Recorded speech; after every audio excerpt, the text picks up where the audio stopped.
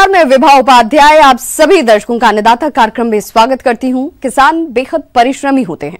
कुछ कर गुजरने की चाह हो तो कुछ भी नामुमकिन नहीं, यह साबित कर दिखाया है गांव बलेखड़ जिला जयपुर के सफल किसान हरीश कुमावत ने, जो परंपरागत खेती से हटकर फूलों की बाजार मांग को देखते हुए हजारे की उन्नत खेती की और आज के समय में अच्छा खासा मुनाफा कमा रहे हैं। तो आइए जानते हैं इनकी सफलता की कहानी उन्हीं की जुबानी। मैं हजारे की खेती करना चाहता था, इसलिए मैंने सोचा भाई हजारे की खेती तैयार करें। तो मैंने सोच के दीपावली की सीजन लेने के लिए मैंने मई में बाजोत करना शुरू कर दिया। फिर धरती तैयार करके गोबरा खाद डाला, बीज डाली, बाजोत करके बेड गालना शुरू किया। ड्रिप लगाई, पहले ड्रिप लगा के फिर पन्नी बिछाई। तो ये जून में पौध तैयार होने के बाद में जून में पौध लगाना शुरू कर दिए। हजारे के फूलों की बढ़ती मांग और बाजार में मिलता अच्छा मूल्य, इसने किसानों को अपनी ओर आकर्षित किया, जिससे ये भी किसान हजारे की खेती किए और आज ये हजारे की खेती करके काफी खुश नजर आ रहे हैं। जुलाई से चालू हो गया, जुलाई के बाद में अब दीपावली तक फुल चल रहा है, दीपावली के बाद तक चलेगा और फिर बाद में दूसरी फसल की तैयारी करेंगे। इसमें बोने के बाद में 3 दिन से पानी लगता है, ड्रिप से पानी देता हूँ और जैसे जरूरत पड़े तो कैल्शियम लगती है, NPK 19 भी लगता है और यूरिया भी साथ में देते हैं। तो ऐसे जैसे जरूरत पड़ेगी वैसे वैसे देते रहेंगे। ये 1 बीघे में था मेरा हजारा, तो ये 5 किलो से स्टार्ट हुआ था और 5 किलो से धीरे धीरे बढ़ता कम से कम 50 किलो वजन टूटने लगे यार। 1 बीघे में 3 दिन में नंबर आता है, तो यानी 1.5 कुंटल माल हो गया एक तोड़ का। फिर तीसरे दिन फिर रेगुलर टूटता है, ये रेगुलर जैसे 3 दिन में पीछे माल फिर तैयार हो जाता है पीछे वाला, तो वो फिर टूटते 3 दिन में टूट पाता है 1 बीघे का माल। तो ये कम से कम 1.5-2 कुंटल का एक तोड़ टूट जाता है। तो ये जुलाई से स्टार्ट होते दीपावली पे फुल चल रहा है, दीपावली के बाद ताड़ी चलेगा। तो ये मैंने पहले क्यारियों में लगाया था, तो क्यारियों में अच्छा माल पैदा नहीं हुआ। फिर मैंने सोचा भाई बेड लगा के मर्चिंग बिछा के ऐसे लगाए, तो फिर ये लगाया, थोड़ा सा लगाया, लगाते फिर मैंने 1 बीघे के करीब लगाने शुरू कर दिया। तो 1 बीघे लगाना शुरू करने के बाद मेरे को अच्छी पैदावार हुई। इसमें मर्चिंग से पानी की बहाव भी नहीं बनी, अच्छा पैदावार भी हुआ, पानी भी ज़्यादा नहीं लगा और ये मर्चिंग से कई फायदे हो गए। तो इससे माल भी अच्छा लगा। ये मर्चिंग से मेहनत कम हो गई मेरी, खरपतवार नहीं है, ये अच्छा रहा। जो ड्रिप से पानी भी मेहनत कम हो गई और पानी जो दवाई वगैरह लगी तो वो मशीन से ड्रिप पर चढ़ा दी और एक आधा स्प्रे जैसे लट हो गई तो इसमें एक आधा स्प्रे कर दिया मैंने। फिर इसको लगाने से क्या है, मर्चिंग में मेरे ड्रिप से मर्चिंग से इतना फ़ायदा हो गया कि पैदावार भी डबल हो गई और मेहनत भी कम हो गई, इसमें कचरा वगैरह कुछ भी नहीं हुआ। हजारे की फसल में कीट और रोगों का अधिक प्रकोप नहीं हुआ और यदि थोड़ा बहुत हुआ तो इनके लिए इन्होंने दवाओं का सही समय पर छिड़काव करके नियंत्रण कर लिया, जिससे इनको हजारे की फसल पर दवाओं का अधिक खर्च नहीं आया। में 20 रुपए से चालू हुआ था, 20 रुपए किलो, 30 रुपए किलो बिकता था। फिर धीरे धीरे बढ़ता नवरात्रों में कम से कम 100 रुपए किलो माल बिका, 100-125 रुपए किलो भी बिका, 75 रुपए किलो भी बिका और ये नवरात्रों में 150-200 रुपए किलो बिक गया। अब दीपावली में भी मेरे पास 100-125 रुपए किलो माल जा रहा है और बीच में 30 रुपए भी किलो भी गया था, 20 रुपए किलो भी गया था, 100 रुपए किलो भी गया था, 200 रुपए किलो भी गया है माल। तो इसमें अच्छा प्रॉफिट हो जाता है। तो लमसम ये 50,000 रुपए के करीब मेरे एवरेज बैठ गया 1 बीघे में। फिर भी पैदावार ये कोरोना की वजह से भी ठीक पैदा हो गई। अपनी सूझबूझ एवं कठिन मेहनत से उन्नत तरीके से हजारे की खेती की है और आज इससे अच्छी खासी आमदनी कमा रहे हैं। किसान भाइयों, 1 बीघा जमीन में हजारे की फसल पर कुल खर्च 15,000 रुपए हुआ और इनको कुल आय 50,000 रुपए प्राप्त हुए। यदि इनकी कुल आय 50,000 रुपए में से कुल खर्चा 15,000 रुपए निकाल दें तो इन्हें 35,000 रुपए का शुद्ध लाभ मिला। तो इसमें मजदूरी में जैसे 12-13 हजार का खर्चा आ जाता है और बाकी मजदूरी है तो हम घर के हैं तो घर के ही लगे रहते हैं, तो वो मजदूरी हमारे ने घर के फायदा हो जाता है भाई, दूसरे को मजदूरी नहीं देनी पड़ती है। और ये टोटल 50,000 का बिक गया और 50 में मेरे 12-13 हजार का खर्चा आ गया, तो इसमें 35-37 हजार रुपये हम 4 महीने में बचा लेते हैं। 1 बीघे की ये पैदावार है, ज्यादा बहुत पर 1 बीघा के एवरेज से ये निकालते हैं हम। ब्रेक के बाद आप सभी दर्शकों का अन्नदाता में एक बार फिर से स्वागत है। चलिए रुक करते हैं अपनी अगली कड़ी की ओर। सहजन एक बहुउपयोगी पौधा है और इसकी बाजार में अधिक मांग रहती है, जिससे अच्छा मूल्य मिलता है। इसी लाभ को देखते हुए जिन किसान भाइयों ने सहजन की खेती कर रखी है, उन्हें इससे अधिक उपज मिले, इसके लिए कुछ कार्यों को करना बेहद जरूरी है। तो इस समय सहजन की फसल में कौन कौन से कार्यों को करें, इस बारे में जानते हैं डॉक्टर लालू प्रसाद यादव से।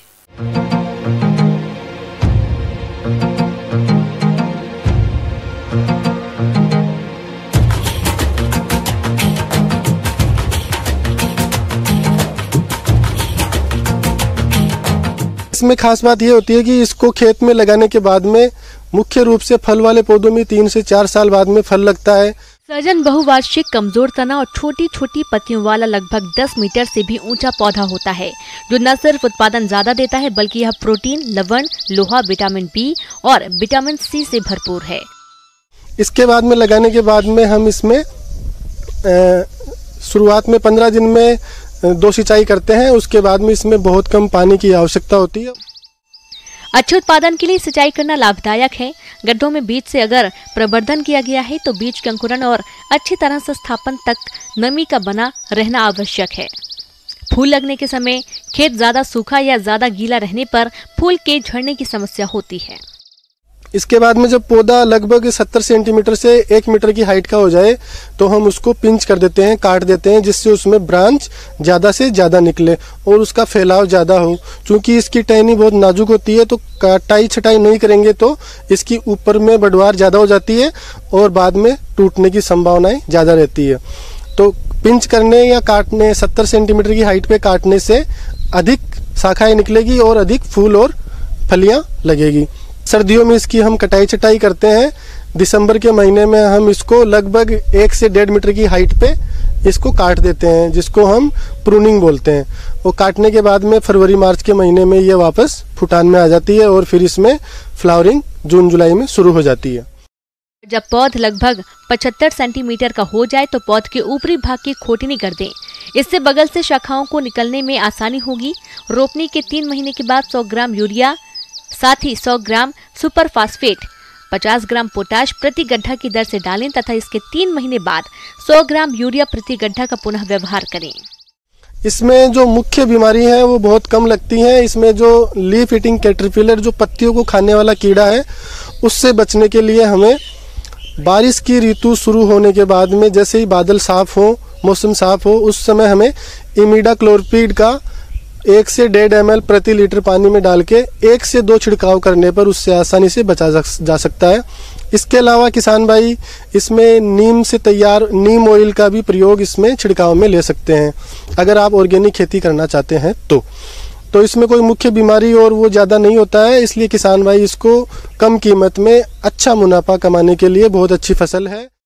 इसका पौधा 4 से 6 मीटर ऊंचा होता है तथा 90 से 100 दिनों में इसमें फूल आता है। जरूरत के अनुसार विभिन्न अवस्थाओं में फल की तुड़ाई करते रहते हैं। पौधे लगाने के लगभग 160 से 170 दिनों में फल तैयार हो जाता है। साल में एक पौधे से 65 से 70 सेंटीमीटर लंबा तथा औसतन 6.3 सेंटीमीटर मोटा 200 से 400 फल या 40 से 50 किलो फल मिलता है। यह काफी गूदेदार होता है तथा पकाने के बाद इसका 70% भाग खाने योग्य होता है। इसके पौध से 4 से 5 वर्षों तक पेड़ी फसल ली जा सकती है।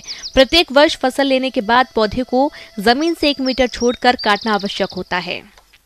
इसके बाद में इसकी कच्ची फलियों की सब्जी तोड़ सकते हैं और पकी हुई फलियों को भी दाल में और रसम बनाने में उत्तरी भारत में इसको कच्ची फली के रूप में सब्जी बना के खाया जाता है और दक्षिण भारत में इसको दाल में डाल के रसम बना के इनमें डाल के और इसको खाया जाता है। पोषक तत्वों की मात्रा को देखते हुए बहुत ही उपयोगी है। शरीर के बहुत सारी बीमारियों में इसका उपयोग किया जाता है। फूल की भी इसकी सब्जी बना के खा सकते हैं, पत्तियों की भी सब्जी बना के खा सकते हैं और इसकी जो पुराने पेड़ की जड़ और छाल है उससे त्वचा से संबंधित बहुत सारी बीमारियों को खत्म करने के लिए, बचाव करने के लिए किसान भाई काम में ले सकते हैं।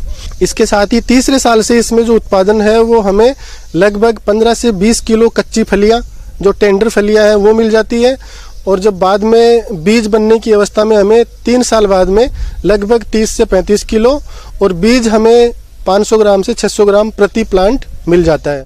मौसम के अनुसार प्रबंधनों पर टिकी है आपकी खेती बाड़ी और इसीलिए मौसम पूर्वानुमान और उस पर आधारित साप्ताहिक कृषि सलाह इस प्रकार है।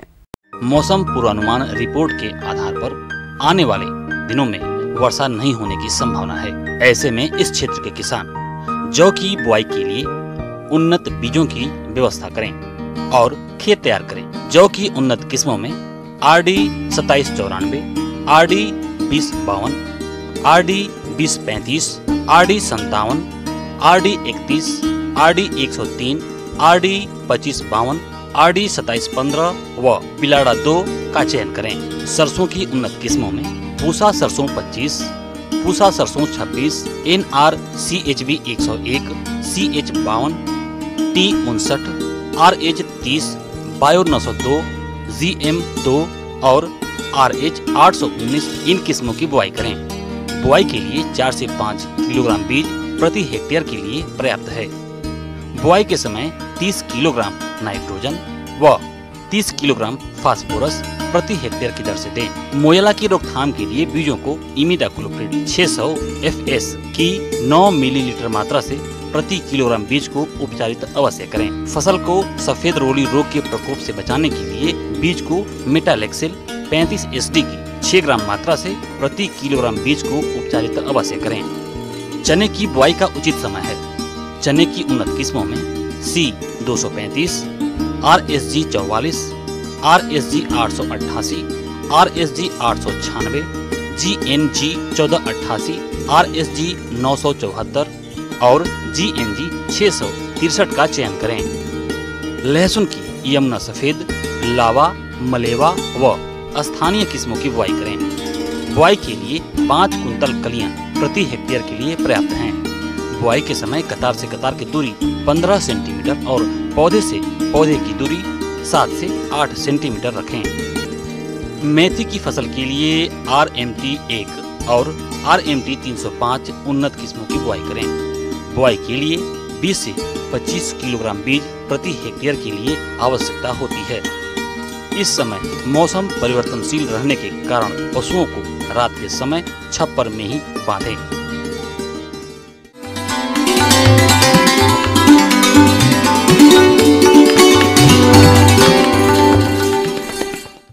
अन्नदाता हेल्पलाइन निशुल्क फोन संपर्क सेवा के माध्यम से आपके द्वारा पूछे गए प्रश्नों में से 1 या 2 महत्वपूर्ण प्रश्न को हम अपने कार्यक्रम में शामिल करते हैं और इसी के तहत आज का चयनित प्रश्न और उसका जवाब इस प्रकार है। आज की अन्नदाता हेल्पलाइन में हमने जिस प्रश्न को शामिल किया है उसे पूछा है गांव बूढ़ा सुरजन, जिला जयपुर के प्रकाश यादव ने। आपने दूध में होने वाली विभिन्न तरह की मिलावट और इसकी पहचान पर जानकारी चाहिए है ताकि आप असली और नकली दूध की पहचान कर सकें। तो प्रकाश जी, इसकी जानकारी के लिए देखिए कार्यक्रम का यह अंश। कहीं आपके घर में लाया जाने वाला दूध मिलावटी तो नहीं? कहीं आप मिलावटी दूध तो नहीं पी रहे? जिसे आप दूध समझ रहे हैं, कहीं वो जहर तो नहीं? बिना गाय भैंस के देश में बह रही दूध की नदियां, क्या आपके स्वास्थ्य पर मंडरा रहा है मिलावटी दूध का खतरा? अब डरने की जरूरत नहीं, महज कुछ मिनटों में कर सकते हैं मिलावटी दूध की पहचान। सेहत के लिए सबसे अच्छा आहार माने जाने वाले सफेद दूध में मिलावट का काला कारोबार हो रहा है। मांग ज्यादा और उत्पादन कम होने से मिलावट के मामले काफी बढ़ गए हैं। मिलावटी दूध उपभोक्ताओं की जेब पर डाका डालने के साथ साथ स्वास्थ्य पर भी विपरीत असर डाल रहा है। दूध को सफेद और गाढ़ा बनाने के लिए आजकल साबुन, डिटर्जेंट और बेहद हानिकारक केमिकल्स का प्रयोग हो रहा है।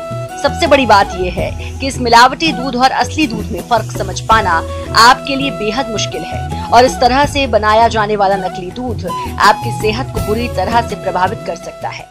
दूध में मिलावट की पहचान करने के लिए पहले से भी हमारे पास तरीके मौजूद थे, पर उन तरीकों में कुछ समय लगता था जिसके कारण उनका पूरी तरह से इस्तेमाल नहीं किया जा रहा था।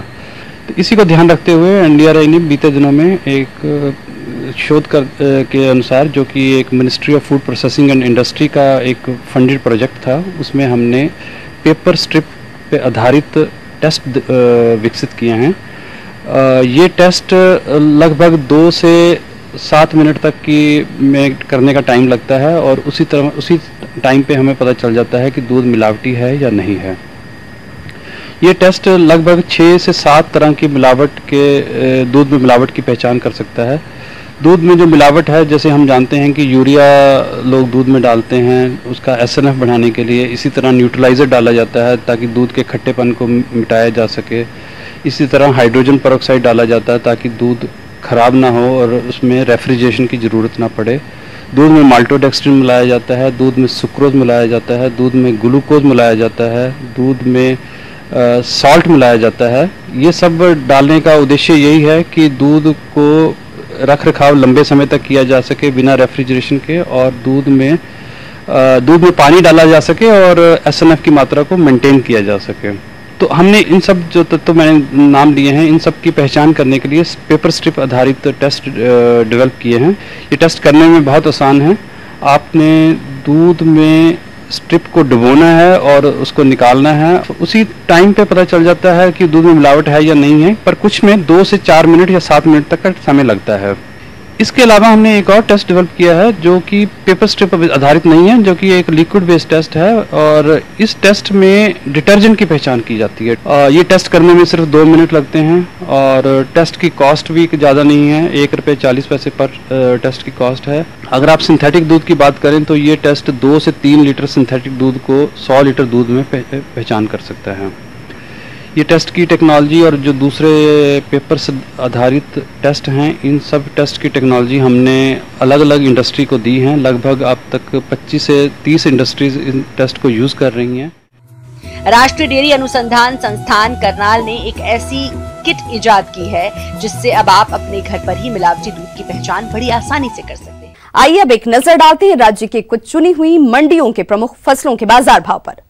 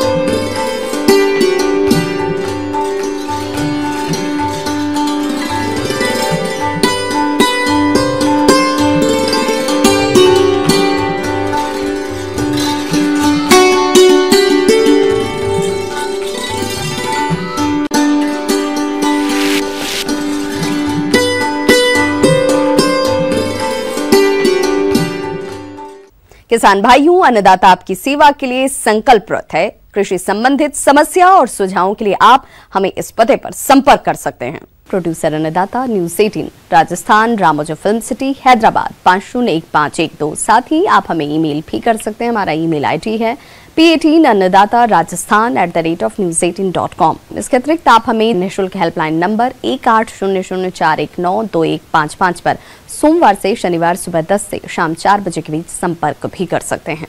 किसान भाइयों, अब समय हो रहा है आपसे विदा लेने का, तो हमारी अन्नदाता टीम को दीजिए इजाजत। कल फिर से होगी आपसे मुलाकात कृषि संबंधित कुछ और महत्वपूर्ण जानकारियों के साथ। नमस्कार।